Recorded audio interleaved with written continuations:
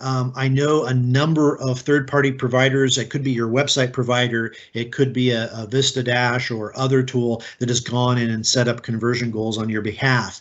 Oftentimes, the problem with that is it's focused on VDPs and other conversion goals that don't necessarily make a financial impact for you. And so I'm a true believer in the thank you page strategy for every call to action on your page. So what do I look at this pop-up here? This is a chat bubble, and you can see that the trade tool is built into the chat bubble in this example. And so we want to have a thank you page for this. And so this is an interesting case where we're using a third party, and we need to actually have the third party drive the customer to one of our pages. And what you'll note with any third party on our site is that they'll use an iframe or pop-up, and all of the data is housed within their website or server profile. And it prevents us from getting any of the completion data that we're looking for. But in a case like this, we can actually have the provider open up a pop-up on the consumer's behalf or drive them to a specific page. So once we've collected the consumer's information, that PII, and they've sent that file over to our CRM through XML or an ADP form.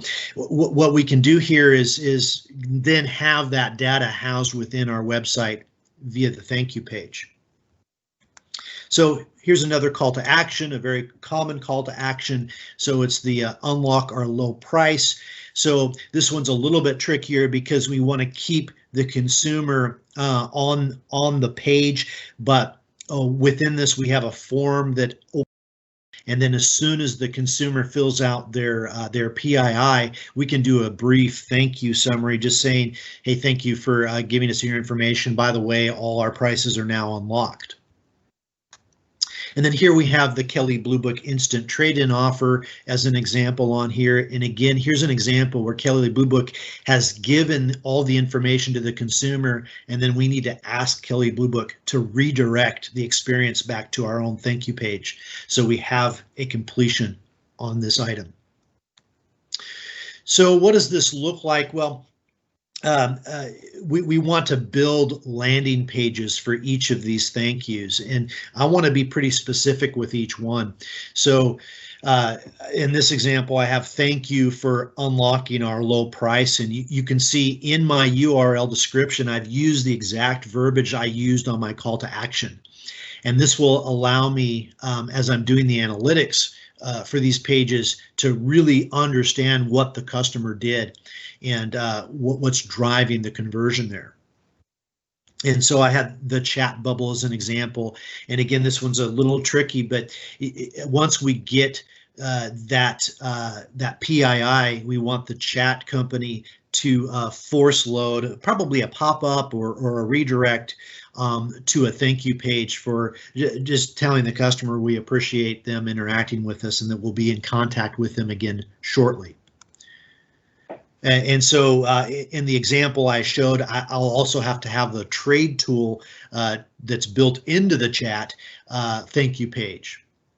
And what I hope you're noticing here is that this is pretty complicated and convoluted as far as the more call to actions I have, the more of these pages I need. And what I want to encourage you, and if you've seen this series, I've encouraged you throughout to reduce the number of call to actions that you have. It makes it easier on you, but perhaps more importantly, it makes it easier on the consumer.